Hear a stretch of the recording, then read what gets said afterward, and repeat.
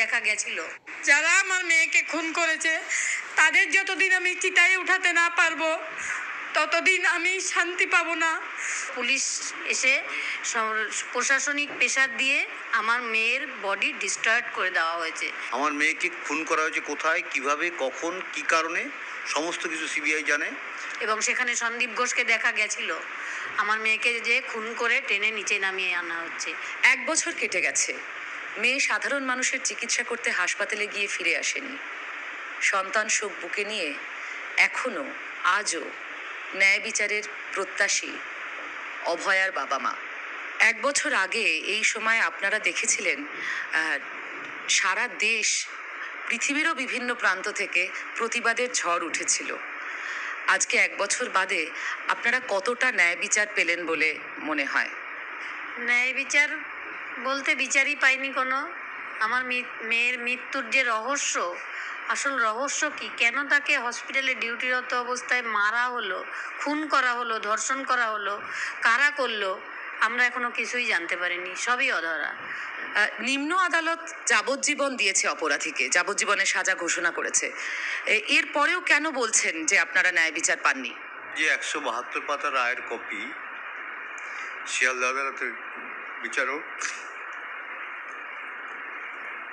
অনির্বাণ দাস দিয়েছেন, তিনি সেখানে পরিষ্কার বলেছেন যে সিবিআই কোনো কাজ করেনি, শুধু ফার্দার ইনভেস্টিগেশন করছি বলে সময় অতিবাহিত করছে। এবং কলকাতা পুলিশ যা 4 দিনে করেছিল তার উপরে সেটা সিলমোহর লাগিয়ে একটা চার্জশিট দিয়ে সঞ্জয়ের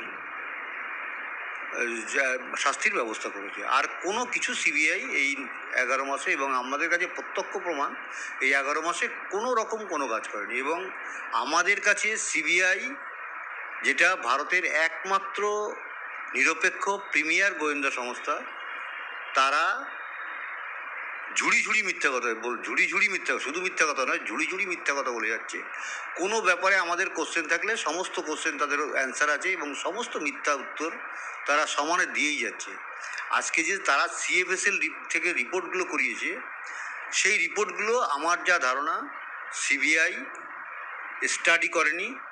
এরকম একটা ভাব দেখাচ্ছে যে সিবিআই কিছুই, মানে আর কোনো অপরাধী নেই, আপনারা বিচার চেয়েছিলেন, সঞ্জয়কে যাবজ্জীবন কারাদণ্ড দিয়ে দিয়েছি, আপনারা বিচার পেয়ে গেছেন, আর কোনো কিছু আমাদের করার নেই। কিন্তু সিএফএসএলের রিপোর্টে পরিষ্কার দেখা যাচ্ছে যে ডিএনএ রিপোর্ট আছে, সেখানে অন্যের উপস্থিতি পরিষ্কার বোঝা যাচ্ছে, এবং যে মোটিভ, সেই মোটিভও অন্য মোটিভে আমার মেয়েকে খুন করা হয়েছে, সিবিআই বের করেছে। সুতরাং এখানে আমি প্রত্যক্ষভাবে সিবিআইকে বলবো যে সিবিআই সমস্ত কিছু জানে। আমার মেয়েকে খুন করা হয়েছে কোথায়, কিভাবে, কখন, কি কারণে, সমস্ত কিছু সিবিআই জানে। অর্থনৈতিক কারণ হোক আর রাজনৈতিক কারণ হোক, যে কোনো কারণে ব্যাপারটাকে সামনে আনছে না। এই জন্যে আমাদের যে রাস্তার আন্দোলন এবং আদালতের লড়াইটা খুব জোরদারভাবে করতে হচ্ছে।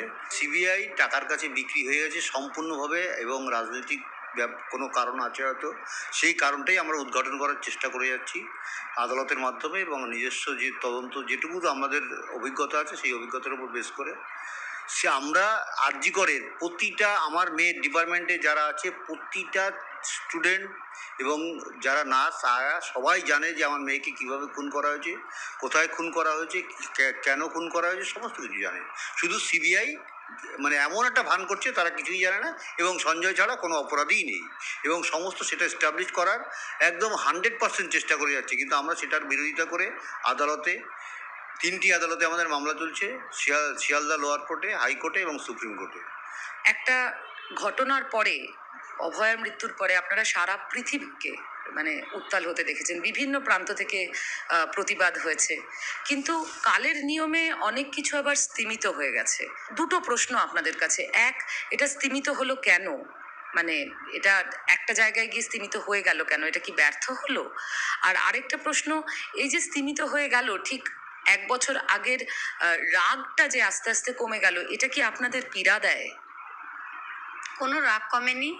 কিছু মানুষ হতাশ, কিছু মানুষ, সবার তো কাজ আছে, কেউ হয়তো ভাবছে আর কিছুই হবে না, কি হবে লড়াই করে, কিছুই তো হলো না, 1 বছর কেটে গেল, কোনো অপরাধী ধরা পড়লো না। কিন্তু অন্য অন্য ক্ষেত্রে যেভাবে কেস তদন্ত হয়, আমার মেয়ের ক্ষেত্রে সেভাবে তদন্তই হয়নি। যেমন কিভাবে তদন্ত হলে আপনি মনে করবেন যে আপনারা ন্যায় বিচার পাচ্ছেন? যেমন সেদিন রাতে যে 5 জন আমার মেয়েকে নিয়ে ডিউটিতে ছিল, 4 জনকে কাস্টাডিতে নিয়ে জিজ্ঞাসাবাদ করা হয়নি। কেন? তারা ডাক্তার বলে? আমার মেয়েও কিন্তু ওখানে একজন ডাক্তার। আমরা যখন হসপিটালে পৌঁছেছি 12:30 নাগাদ, তখন আমরা দেখেছি আমার মেয়েকে কেউ ওখানে ডক্টর বলে মনে করেনি। মনে হচ্ছে বাইরে একটা কুকুর বেড়াল মরে আছে, ফেলে দিতে পারলে আমরা বেঁচে যাই, এবং তাই করা হয়েছে। সমস্ত রাজনৈতিক পেশার, সমস্ত পুলিশ এসে প্রশাসনিক পেশার দিয়ে আমার মেয়ের বডি ডিস্ট্রয়েড করে দেওয়া হয়েছে। আমরা শত বাধা সত্ত্বেও সেদিন টালা থানায় চলে গেছিলাম, কিন্তু আমরা 2 ঘন্টা সেখানে বসে থেকেও সেকেন্ড পোস্টমর্টমের জন্য অ্যাপ্লাই করতে পারিনি পুলিশের কাছে। পুলিশ আমাদের গাড়িতে আটকে রেখে দিয়েছিল, এবং সমস্ত রাজনৈতিক দলগুলোও সেদিন আমাদের সাপোর্ট করেছিল, কিন্তু কেউ কিছু পারেনি ওদের কাছে। ওরা আমার মেয়ের বডি নিয়ে ডিস্ট্রয়েড করে দিয়েছে। এটা কেন করলো? শুধু ওই সঞ্জয় রায় একা সেই জন্য? এটা কি সারা বিশ্বের মানুষ বিশ্বাস করবে? করবে না। যেমন আমরা বিশ্বাস করি না, তেমনি সারা বিশ্বের মানুষও বিশ্বাস করবে না। কেন তাদের 4 জনকে কাস্টাডিতে নেওয়া হলো না? শম্পা দাসকে কেন পিজি হসপিটালে এখন ট্রান্সফার করা হলো? শম্পা দাসের কাছে আসল ভিডিও ছিল, এবং সেখানে সন্দীপ ঘোষকে দেখা গেছিল। আমার মেয়েকে যে খুন করে টেনে নিচে নামিয়ে আনা হচ্ছে। আমি চাই, আমার মেয়ে 8 তারিখ ডিউটিতে গেছিল, সমস্ত সিসিটিভি ফুটেজ আমি দেখতে চাই। সারাদিন সে কোথায় ছিল, রাতে সে কোথায় ছিল, কোথায় খেয়েছিল। সিসিটিভি ফুটেজে যে 62 জনকে তাও দেখা গেছে ওই থার্ড ফ্লোরে সেমিনার হলের ওই যে সিসিটিভি ফুটেজে মেইন গেটে, যেখানে সঞ্জয়কে একমাত্র কনভিক্ট করার জন্যে সঞ্জয়কে আইডেন্টিফাই করা হয়েছে, এবং আইডেন্টিফাই করেছে সেও একজন ক্রিমিনাল, অনুপ দত্ত বলে একজন এসআই পুলিশের সাব ইন্সপেক্টর। সে আইডেন্টিফাই করছে সঞ্জয়কে। বাকি 62 জনের মধ্যে 61 জনকে আইডেন্টিফাইড বলে চালিয়ে দেওয়া হলো। কেন? এই সমস্ত তথ্য আমাদের কাছে পরিষ্কার হতেই হবে। এই সমস্ত বিষয় নিয়েই আমাদের আদালতের কাছে কোশ্চেন। আদালতের কাছেই একমাত্র রাস্তা। আদালত যদি সুবিচার আমাদের দেয় অবশ্যই পাবো, কিন্তু যে দেশে বসবাস করি সেই দেশের প্রিমিয়ার গোয়েন্দা সংস্থা যে কিছু কাজ করছে না, তারা যে টাকা পয়সা নিয়ে ব্যাপারটাকে আবার কভার আপ করার চেষ্টা করছে, এবং তারাও যে তথ্য প্রমাণ লোপাট করছে না, সেটা আমরা ঠিক মানে সততার সঙ্গে বলতে পারছি না। কারণ 1 বছর হয়ে গেছে আমার মেয়ের যে মোবাইল, ল্যাপটপ এখনও নাকি তারা খুলতে পারেনি, এবং তাকে এখান থেকে কোনো তথ্য বের করতে পারেনি। 1 বছর হয়ে গেছে। এটা আশ্চর্যজনক, যেটা একটা বাচ্চা ছেলে একটা লোকাল দোকানে নিলে একটা মোবাইলের লক খুলে যেখানে তার ভেতরে কী আছে জানতে পারা যায়, সেটা সিবিআইয়ের মতন একটা গোয়েন্দা সংস্থা তো খুলতে পারছে না। এই সমস্ত অবান্তর কথাবার্তা সিবিআইয়ের কাছ থেকে আমাদের শুনতে হচ্ছে, কিন্তু আমরা আমরা তো আর আইন হাতে তুলে নিতে পারবো না। আমরা আইনের আশ্রয়ে আছি। দেখা যাক আইন আমাদের সমস্ত প্রশ্নের উত্তর দেয় কিনা। 1 বছর কেটে গেছে, আপনারা বারবার বলছেন যে আপনারা এখনো ন্যায় বিচার পাননি। এর পরে আপনাদের কোর্স অফ অ্যাকশন কি হবে? আপনারা কি করবেন বলে মনে করছেন? আদালতের উপরে আদালতে মামলা চলছে 3 আদালতে। সিবিআইকে কোথাও না কোথাও সঠিক জবাব দিতেই হবে। একজন ভালো লোকের পাল্লা মানে কাছে পড়লে বিষয়টা আমরা অবশ্যই বিচার পাবো, এবং সিবিআইকে আমাদের সমস্ত কোশ্চেনের জবাব দিতেই হবে। সিবিআই আমাদের কোশ্চেনের জবাব দিচ্ছে না, এই আজকে দিচ্ছি কালকে দিচ্ছি এরকমভাবে, মানে খালি কাল অতিবাহিত করার যে সিস্টেম আমাদের আইন ব্যবস্থার মধ্যে আছে, সেই ব্যবস্থা তারা নিচ্ছে। এই ঘটনার পরে, এই ঘটনার তো একটা সাংঘাতিক অভিঘাত ছিল, আপনাদের উপরে রাজনৈতিক চাপ কিরকম এসেছে? প্রচুর ছিল, প্রচুর। 4 দিন আমরা কোনো কথা বলতে পারিনি। ওরা আমাদের বাড়িটাকে ঘেরাও করে রেখেছিল, নির্মল ঘোষ, সোমনাথ দে এবং সঞ্জীব মুখার্জি। এমনকি মিডিয়াও ওদের কথা মতো ঢুকতে পারতো, এবং ওরা আমাদের ঘিরে রাখতো আমরা যেন কোনো কথা না বলি সরকারের বিরুদ্ধে। এরকম 4-5 দিন আমাদের ছিল। তারপরেও অনেক থ্রেট আমাদের দেওয়া হয়েছে। এটা তো থ্রেট কালচারের পশ্চিমবঙ্গ চলছে। এই থ্রেটগুলো আমাদের এসেছিল, আমরা ওতে পরোয়া করি না। আমরা একমাত্র মেয়েকে হারিয়েছি। মেয়ে যে রাস্তায় আমাদের দেখিয়ে দিয়ে গেছে, আমরা সেই রাস্তায় লড়াই করেই যাব।